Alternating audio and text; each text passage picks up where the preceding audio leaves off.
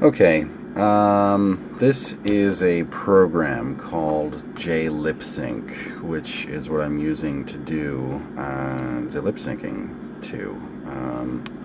What you do is, well, the first thing you do if you want to teach yourself how to do this is go to this YouTube video, How to Do Lip Sync for Animation, 100% free.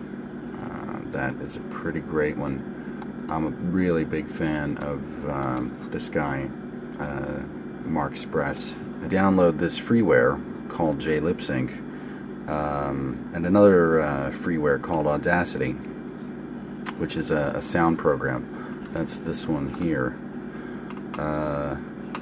This is a sound file that I recorded a while ago. Well, I recorded most of it a while ago when I first bought my microphone over there. So I just recorded it right out of the box to test the microphone. But you record your voiceover first in this program, and you have to record it in an 8-bit mono file. So you do that by coming down to Preferences, and you come over to file format here in this uncompressed export format. You choose WAV file, 8-bit PCM, and then back here on audio, this should be set up like this. It was on mine, but in case you download it, then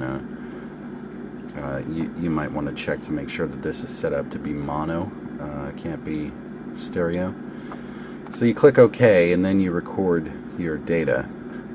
Then you can come into this lip sync program, and you can open up that file, and you see the waveform of it up here on the top of the screen.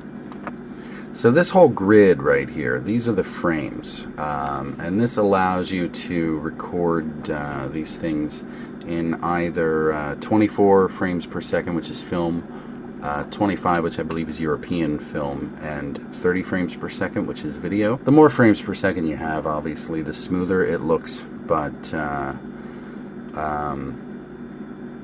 the film format is what I'm going to be going for. Along the side here, you see all of these different mouth shapes. Let me see if I can zoom in and you can actually see these things. They're exactly like the mouth shapes that I've been sculpting out of play-doh. In fact, I used these mouth shapes here, as well as that chart of mouth shapes that I found on that paper of Preston Blair series, to form the mouths. This one has a few mouth shapes that weren't in his. For instance, TH, which kind of got blurry there for a second, but that's one of the things that I sculpted out of play-doh to make up for things that were missing. So here in this grid, what happens is let me drag this up to the top so you can see. This is the first frame here. So I don't know if you saw that little red line up in the waveform. Let me click around here so you can watch that red line bouncing around. You see it moving. Whenever I click on a frame, it goes to the part of this waveform where that frame exists. And since it's at 24 frames per second, it can do the math and it can figure out where everything lives. And then you go through frame by frame and you figure out what sound is coming up at each frame. So I've already done this for some of it, for maybe like the first second of it. And the way that this one starts out, it's closed mouth in the beginning, and then there's this inhale. So I have a note for inhale here. And while I have the letter A there, I may or may not use the mouth shape for the letter A because it just may not look right. So as I come down and this is actually where the dialogue, or actually it'd be like a voiceover narrative, actually starts on frame 51.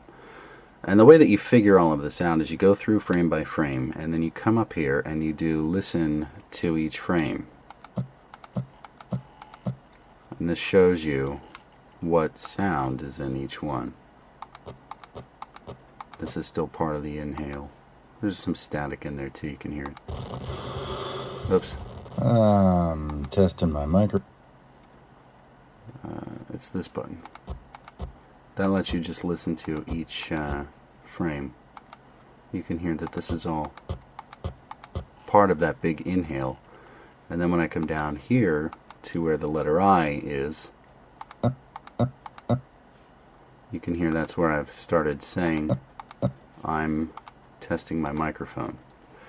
So if you actually look here, the letter I stretches for all of these frames because I've got sort of a lazy drawl on that. And then the M kicks in down here. You can hear that when it comes in clearly. And how it's different from this up here. See, so you come in, I'm keying these frames, I don't mean to be doing that.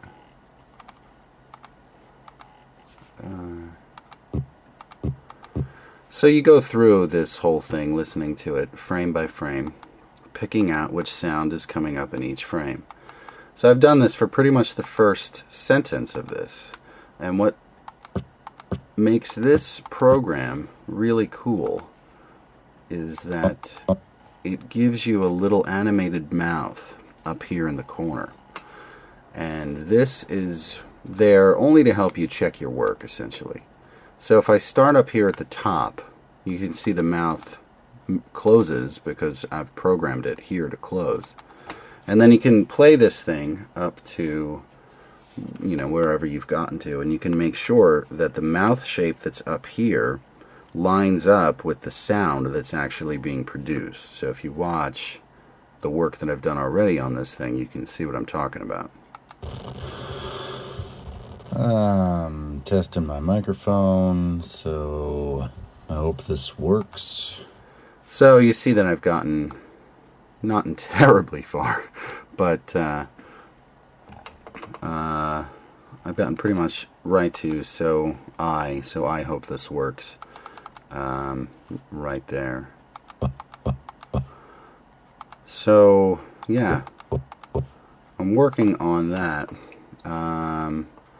And then once I have all of these things, all of these mouth shapes for each frame here, I can export this whole thing into, I think I have to do it in a text version. I don't think this grid exports right to Excel. So I think I have to go into WordPad, export it as text, and then I can dump it into Excel and put it back into this grid, which will be great because if you can see these headers up here, if I'm using keyframes, then I can program those in right now. This has the mouth shape for everything. This has any comments over here, like I had inhale earlier, or I might want to make comments about what their eyes are doing, or what their mouth, or their arms or spine, or, you know, if I were, you know, trying to make them dance, then I could be listening for where the beats are in this waveform up here, and then I could figure out on which beats to make them step, like when those things happen in the frame itself, so I can choreograph things like that. And this software is free, which I thought was amazing.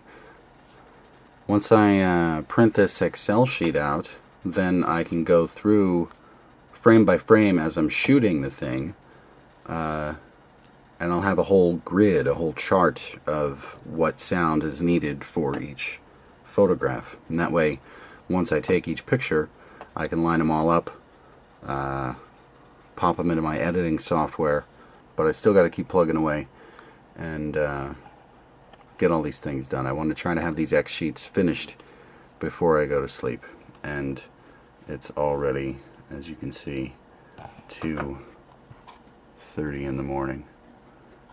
Alright, that's it from Animation Station.